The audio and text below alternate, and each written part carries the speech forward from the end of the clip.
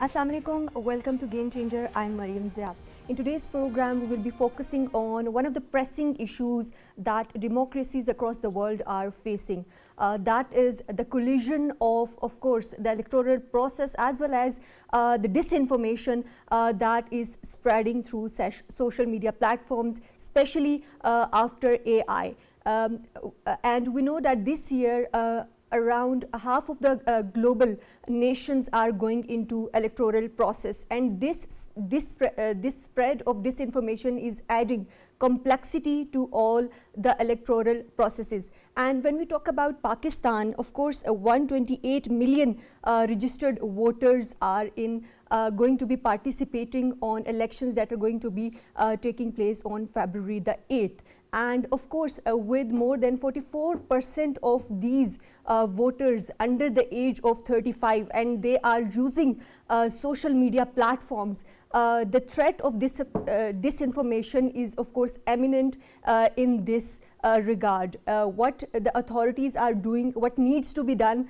and how of course the governments across the world are dealing with these threats that are of course going to be impacting democracies as well. We will be discussing all these aspects in today's program. And of course, when we talk about global south, this AI and disinformation, how this is going to be impacting the narratives and what needs to be done to tackle these threats. Of course, we will be addressing these issues as well. To discuss this and more, we are joined in the studios by Mr. Sheharyar, who is analyst. Welcome to the program. And we're joined online by Dr. Hasnain Javed, who is senior analyst. Welcome to the program. Sheharyar, let me start with you. Of course, when we talk about this upcoming election, especially with regards to Pakistan, and of course, we know that as per Global Digital Report, 71.7 million social media users are there in Pakistan. How do you see these dynamics impacting directly the electoral process? So Maryam, like today you've picked a very important topic, and I think like this topic is like important not just for Pakistan but globally as well, because as you mentioned in your intro that around 70% of the global population will be going through elections this year, and that like includes around 25 to 30 countries that are going into elections this year. So now when we talk about another survey that World Economic Forum just like conducted, in that they basically said that the global threats, and this is a big term because war is also a global threat, climate is also a global threat, but in the world, on number 2, they basically said misinformation and disinformation through AI is a global threat, which is above climate change, which is above war. So this is how important the management of social media, the management of information, and the management of all the information that is going to the whole public and the voters will have an impact on the elections, and that will be very important and a very important trend that we have to like see in the upcoming elections. Now when it comes to disinformation and misinformation, the understanding of what these two terms are is very important. Of course. So when it comes to disinformation, the intention of misleading the public is not there. So people, maybe you, maybe I, can share something on social media without knowing, unintentionally, without knowing whether it's authentic or not, and without we see verifying the information. Without verification. And you see a lot of information coming through WhatsApp, through various social media platforms, web, and we kind of like find it interesting sometimes, and we share it without checking whether it's authentic or not. So that comes under disinformation. Misinformation, sorry. But disinformation is deliberate, intentional, and that is basically done to mislead the public. So for that, and that is very dangerous, and it also, like, I personally think it comes under criminality. All of this disinformation, misinformation has a direct impact on the social cohesion in a society. So this is basically done to cause divisions, to cause splits. And these splits could be in ethnicities, they could be political, they could be cultural, and this like really erodes the social cohesion in a society, and it's like not, it also affects the national security at some point as well. Now, because of the fact that social media is not regulated, and to regulate social media it's not possible because a lot of these social media platforms are not even in Pakistan. They're global. Right. We will be talking about all these dynamics and how some of the legislations that are already in place, how that is going to be influencing these narratives. But Dr. Hasnain, I want to talk about the recent surge in the use of AI as well, especially in Pakistan, when we talk about in regards to the creation of deepfake videos. How do you think that these kind of videos and doctored images are going to be influencing the narrative building in upcoming elections, especially when we know that we have a huge youth bulge? See, it is very much important. Like, for example, the case of the digital disinformation, and if I see in 2018, it started from 2018. And I would say that at that time, I was the one who says that it is going to have the fifth generation warfare. And I consider this the fifth generation warfare and sixth and seventh generation warfare. So, as far as Pakistan is concerned and the political situation and scenario concerning with this disinformation and misleading information over the voters' perception, that is very much important because Pakistan in 2018 general election was one of the first time that digital disinformation occurred on a large scale in the country. In 2022, the study identified at least 72 fake news items on Pakistan social media during 3 months period after 2018 election, and disinformation content related to political, military, judiciary, economy, and religious affairs. According to the anchor organization, an examination of the threatening the hashtag about 2018 Pakistan election revealed a high level of automation. Some of the accounts involved and amplify political narratives were also found to be spread disinformation and hate speech. So hate speech is the phenomena. Hate speech has become the phenomena. You can see that everybody is using all these tactics against the different parties, whether it is PMLN, whether it is PPP, whether it is PTI, whosoever, they are using 72, more than 72 leaked videos and audios against each other. And even that, the Prime Minister House is not out of all these gadgets and everything is being leaked. So this is the matter of the national security. And most important thing in the lead up to 2024 election, as you said, very, very important, the fake news has emerged as a tool used by the various sectors to influence public opinion and political discourse. And these actors range from the political parties and their supporters and independent groups with a vested interest, both Right. domestic and international, of course. And Right, the very of course, that important is thing. very important. But Dr. Hasnain, like you mentioned about 2018 elections as well, and previously as well, like after 2013 elections, we have seen the, of course, surge in disinformation, misinformation. How do you think? How prepared are we this time around to address these issues, specifically when we talk about the Pakistani authorities, the relevant stakeholders, and the laws and legislations that deal with these, of course, threats of disinformation and misinformation, as mentioned in World Economic Forum's report as well?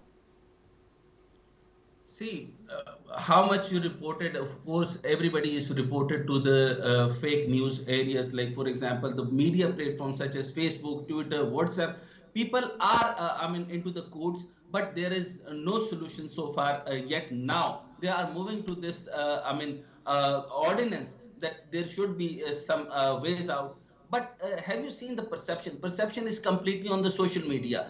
If I divide into the urban and rural, if you people think that the urban people, rural area or the urban people doesn't know anything about it, or the village people doesn't know anything about it, do you know that how much of the billion they are making now these days? And PayPal is the subject to these area from the rural side. They are making billion of the billion from the TikTok. So the perception goes viral, and whosoever is the perception, they goes viral in that area. So if you says that the education does matter, the education does not matter in these way. So where the bingos and everything and the people are making money, people are playing Right, games on right. But that, of course, and the in all that of the regard, fake areas, and that also influence on the political scenario. Now Of people course. don't have any perception about anyone whosoever. They just want to smash any character assassination is going on the social media. Whosoever want to assassinate anyone's character, they can make an audio deep fake, and you cannot, even after the forensic, you cannot tell that this is Hasnain Of course. Javed saying this or not, and or this is Nawaz Sharif saying this or not, even this is Maryam Nawaz Sharif saying this or not. So this is about the deep fake, and the perception is about to this. So this is a very important thing. We need to have the regulation, but Right. board is not working on this. Right, And AI Dr. Sen, very technology and most of pertinent the points highlighted by you that with the evolution of AI, of course, the threat, the already existing threat of misinformation and disinformation has added new layers of complexity in all these dimensions. Sheharyar, this time around, how do you see political parties, how well prepared are they, or how they have evolved, different political parties within Pakistan have evolved their strategies in regards to creating awareness on these issues, and especially when we talk about AI and deepfakes? So, Maryam, if you ask me, we as a nation are not really ready to basically counter this whole wave of disinformation that is like coming into the Pakistani public and society. I want to take your attention back to the report that came out from the EU Disinformation Lab. And if you remember, they launched a report in which they basically said that massive disinformation campaigns are being launched from inside India that like focus on the international community, and they peddle fake news, they peddle disrepute of the Pakistani nation, and a lot of like information which was fake and false to basically tarnish Pakistan's view internationally. Now, what is stopping them from applying the same strategies to the public of Pakistan? And this came when the US elections were taking place. And there was this whole wave inside the US which basically said that Russia played a very important role in manipulating the elections. Whether that was true or not, that's like a different debate. But the fact But we witnessed a public debate going on. And the public debate when it comes to India's role in spreading disinformation in Pakistan, that's like still missing. So a whole of a nation approach is needed. Now this whole topic is coming into the foray because of the fact that we are going into elections. But the elections will be over in like the next 2 days. What about the whole environment and the societal impact that misinformation and disinformation is having on our society, on our youth especially, which is impressionable? They take most of their information from social media. They've stopped watching the news on the television. Of course. They basically get their information on the web, online. Is Pakistan ready? If our political parties, our policy makers, our decision makers. But that's my question to you, Sheharyar, that when we talk about these regulations, how effective are these regulations, like Amendment to Prevention of Electronic Crimes Act in 2022?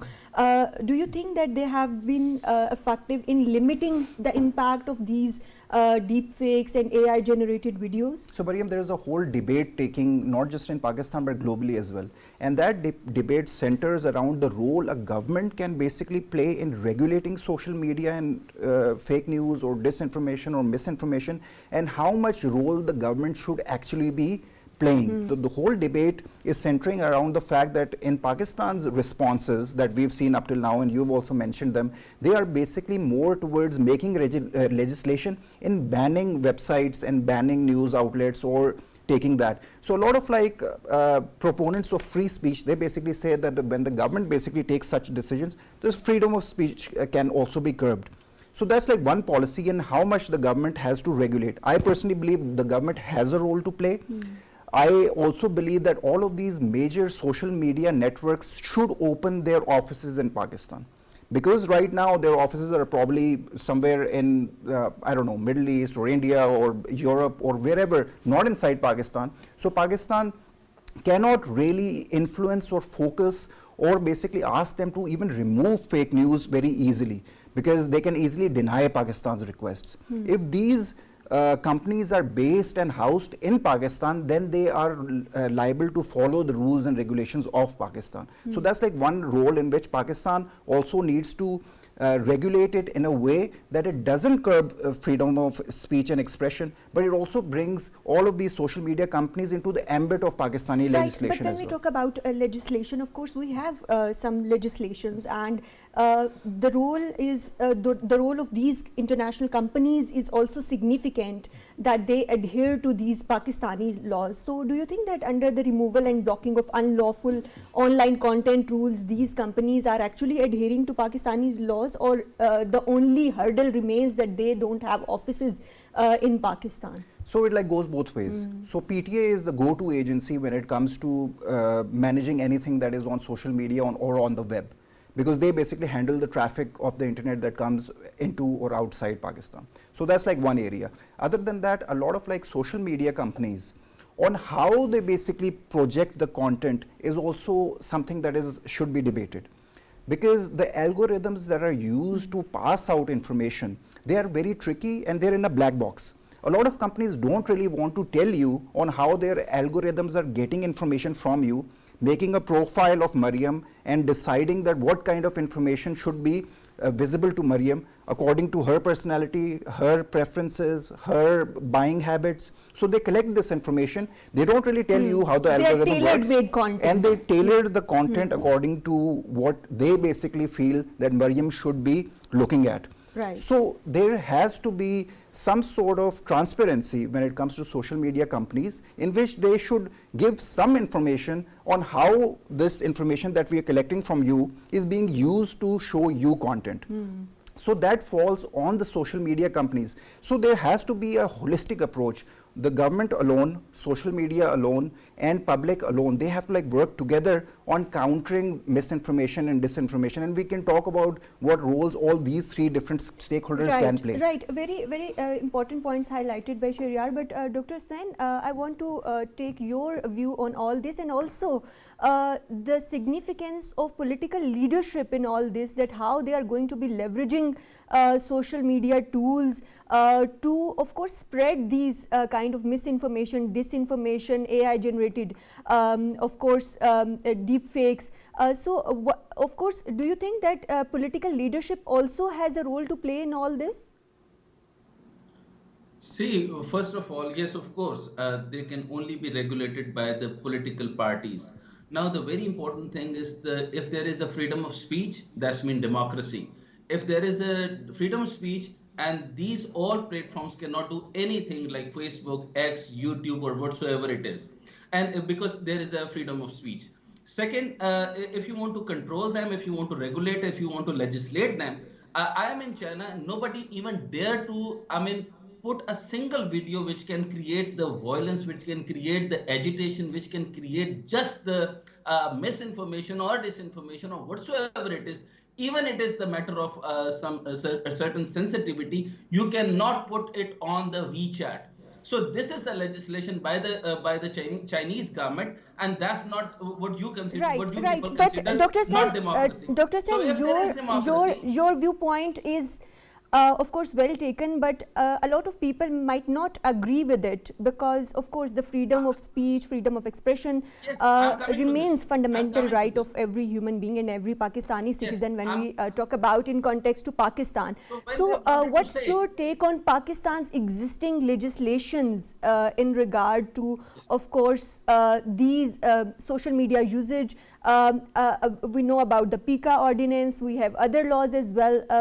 What's your take on the implementation of these laws? Then all these laws are irrelevant when you are saying this democracy, and then you are making any regularities. And if you don't want to make any legislature or this, and you don't want to make some structural there is two things, like some is structural and some is sentimental. Sentimental goes with democracy, and structural is, of course, you don't want to disturb your economy, if you don't want to disturb your people, if you don't want to disturb the social structure and fabric of the society, you must have to regulate something. So PICA ordinance and other things, these are the different things. The news is right or wrong. This is just a regulation for the PAMRA or the some ordinance. If I give you examples of some information, for example, use of AI and misinformation globally. India cannot do this. During the campaigning in the recently concluding assembly poll, thousands of the voter in the Talagang in the received video messaging despite sitting minister appealing them to vote against the ruling government. And that same in the Madhya Pradesh, video was sent out that made use of the clipping from the popular TV show, which showed a famous actor asking question in the attempt to wipe up anti-incumbency sentiments. And video of PM Modi conversing in many regional Of languages course. is also calculating the Yes. same. Same as goes with Indonesia, same as goes with the Bangladesh. And in Bangladesh, the Prime Minister Sheikh Hasina Wajid is set for her fourth state terms after the poll of December, and deepfake video of female opposition politician Rumen Farhana in a swimwear and Nipun Roy in a swimming pool have emerged. And given the low Right, level of of course. information So, and deep fake disinformation, videos these are remains all a there. key issue. When we talk about Now, these there is a very issues, important point. right, Mariam, Sheharyar, there when is we a very talk important about point. this issue, what's your take on this global digital report that there are, of course, more than 71 million social media users in Pakistan, and keeping in mind the literacy rate of Pakistan, what kind of awareness campaigns do you need? And of course, the same question, that what is the role of political leadership in creating that awareness, and when they are leveraging these social media tools to advance their political campaigns, so that they of course restrain themselves from spreading misinformation, disinformation, and these kind of doctored images and videos. So, Maryam, your question has two answers basically. So, what is the responsibility of the political leadership? What's the responsibility of the public? Political leadership is important because our young people, even our public, they look up to leaders and they take direction from the way they act, the way they behave, the way they communicate, and their decisions are influenced by their outlook on what the other person is saying. So a lot of responsibility lies on the political leadership on the way they conduct themselves in front of the public, because they are role models and the young people or the public looks up to them for direction and inspiration as well.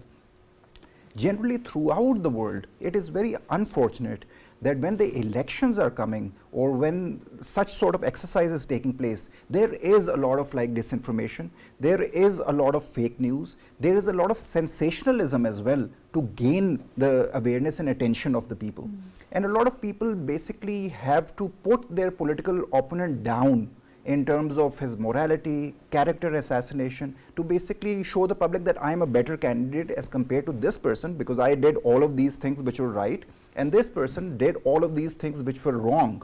And this could also be misinformation, it could be disinformation, it could be intentional or unintentional. But this whole method of gaining public acceptance by putting your opponent down, this basically is the building block on how misinformation or public perceptions are developed. And this is a responsibility of the political leadership on to have responsible behavior when coming on social media or even digital media and conducting themselves in a way that is more responsible. When it comes to the public, they have a much larger role to play and a much more responsible role to play.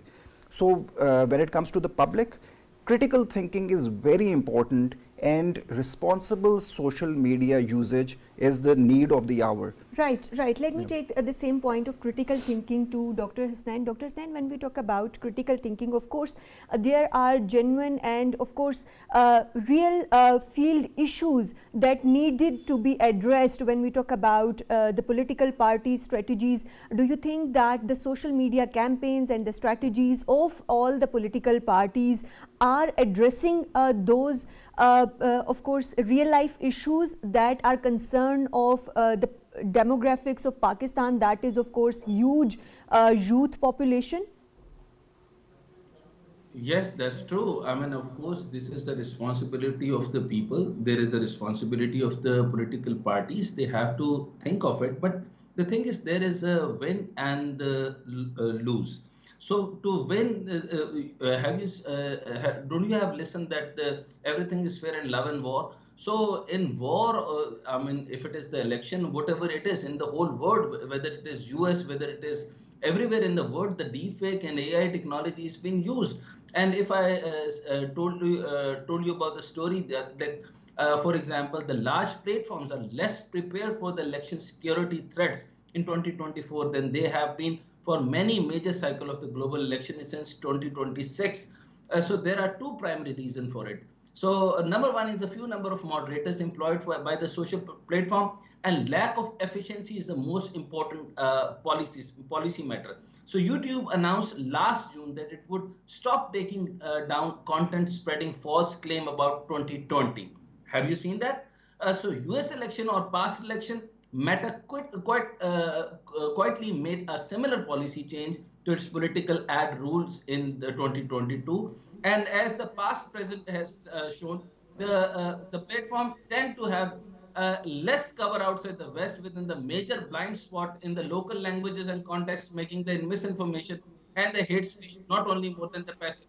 So at least 500,000 videos and voice deepfakes we have shared on the social media. One most important thing I wanted to share, then when you take the audio links to the Honorable Supreme Court, they didn't get that, and they says that we are not consider this matter of the audio links, whether it is the right side or the wrong. We are not admitting this side of I mean evidence. So still, this is Right, under of the course, process. it adds a huge lot of complexity to all already existing complex layers of the issue. To talk more about this, we are joined in the studios by Mr. Asad Baig, who is analyst. So, Asad, we are talking about, of course, the impacts of disinformation on the electoral process. And when we look at the global companies and the trend, there is downsizing going on as well.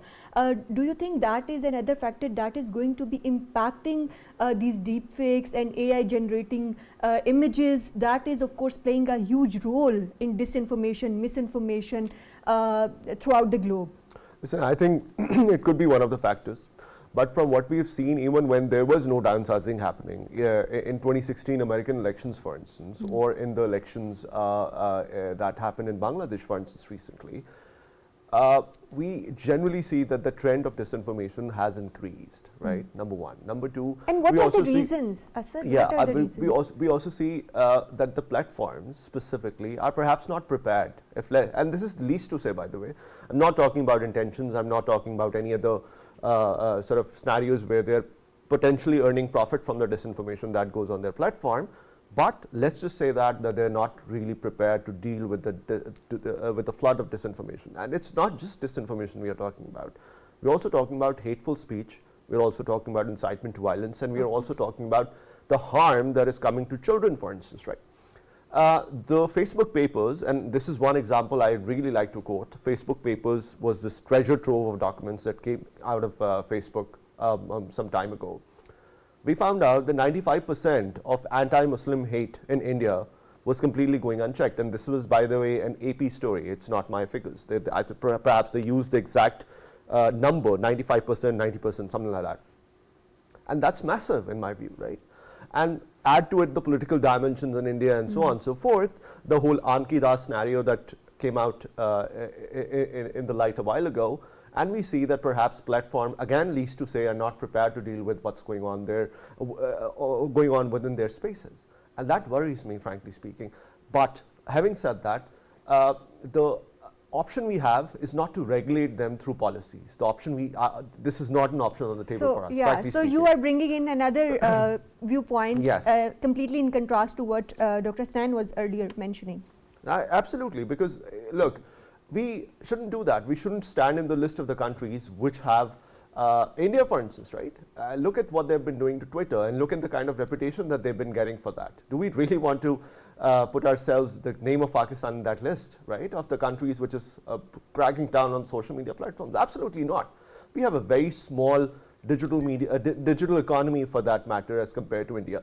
this is the time where we should probably talk more about how open our economy is, how open opportunities are, how open infrastructure is. Asad, Yes. at the same time, my question is that in the context of this increasingly polarized political environment in Pakistan, don't you think that we need some kind of regulations? We already have regulations. That's the Right, point. but We already what have about the PECA. We already have. implementation? That's what I'm saying, and it is being implemented. Talk about PTAs. Ask PTA the number of websites that they've shut down in the recent past. Right? The point is not regulation. The point is not the laws. We have enough laws. We have 3 different defamation laws in this country. Right. Did you know that? Of course. Right? We have PECA. We have PEMRA. We have laws upon laws when it comes to regulation. That's not the point.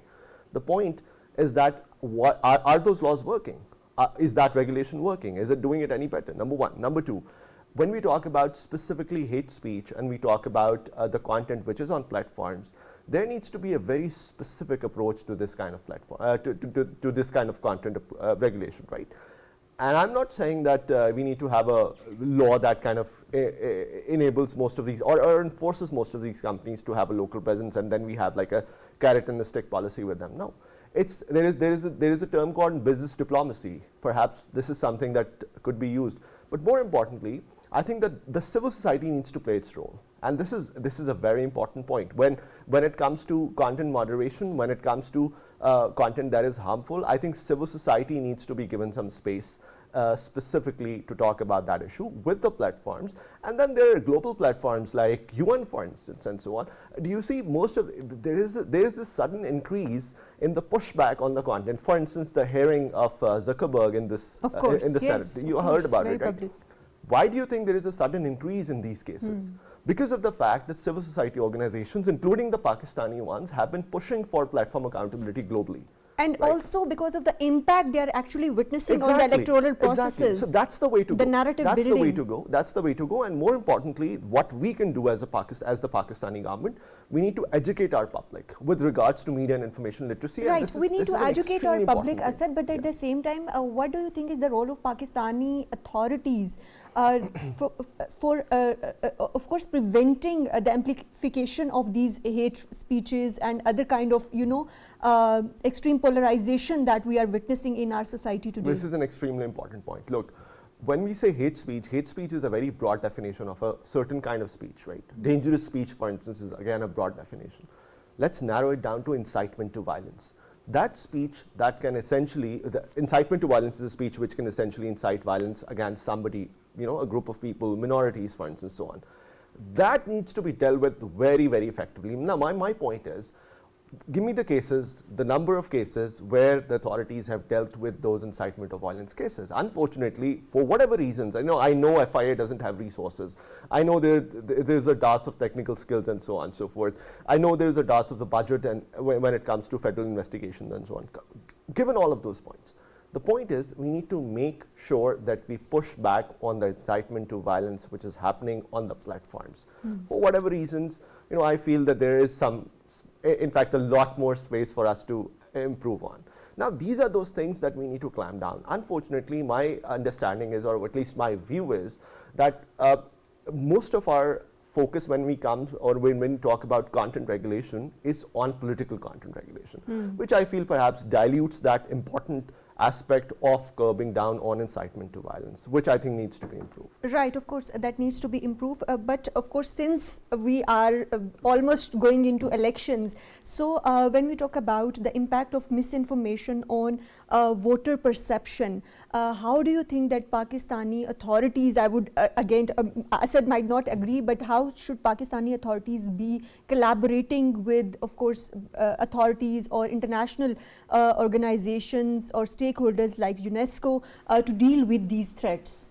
So, Maryam, I think I would agree with Asad that a whole of a nation approach would be more appropriate, in which government, civil society, public on the whole, education departments as well, they basically come together and they form a holistic policy in which all of these stakeholders are on board. When it comes to digital media literacy, I don't think Pakistan is doing enough. We have to start really early. So I think because of the fact that most of the social media users, they start using social media at such a young age, that this whole digital media literacy needs to be incorporated into the school curriculums as well, in which there should be public education and discourse on how to basically use social media, what social media ethics are, and how to use social media responsibly. And in that, obviously, critical thinking, which is duly lacking in Pakistan's education system, is of utmost importance on how to basically view information on social media, what the objectives of the posts that we engage with, what the objective of that post is, how to basically decide whether to verify this post before sharing it with the rest of the people, how the public needs to engage with information that they receive on social media. That will only come from training, that will come from awareness, that will come if it's inculcated in the school curriculums of the children that are engaging with social media. Of course. Other than that, when it comes to the news outlets, especially the digital media that I basically see, they have an added responsibility, because now information is flowing at such a rapid pace that a lot of digital media platforms just see information on other digital media websites, and they basically make their own posts, and then they share it without verification. Content sharing is another issue. Because verification takes time. People don't have the resources, they don't have the manpower to verify each and every post that they will be posting on their platforms. So that is where the responsibility comes from the news media outlets as well, that they need to self-regulate themselves. Right. Dr. Hasnain, there are a lot of challenges that are being posed by misinformation, and they are going to be impacting voters' perception as well. Your last take on all this issue and what needs to be done responsibly when we look at the content that is shared on social media?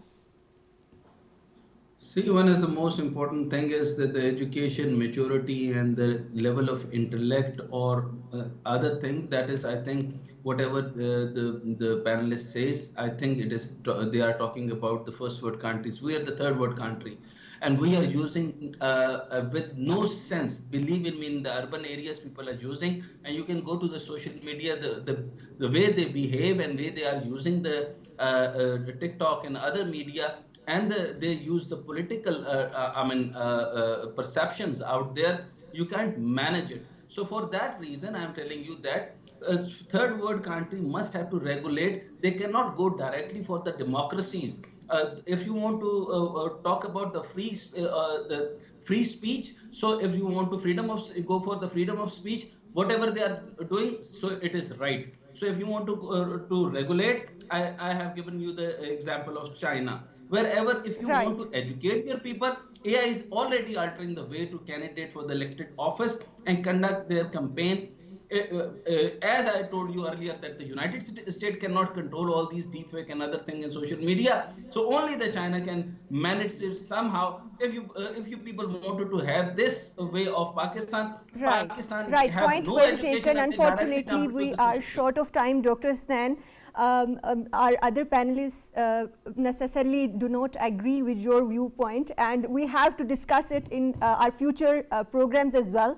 There are a lot of dimensions added to this discussion after AI comes into this debate. But when we talk about responsibility, of course, it lies on social media users as well, and the future of Pakistan's electoral process and the integrity of this process hinges on collective responsibility. That's all from Game Changer tonight. Take care. Allah Hafiz.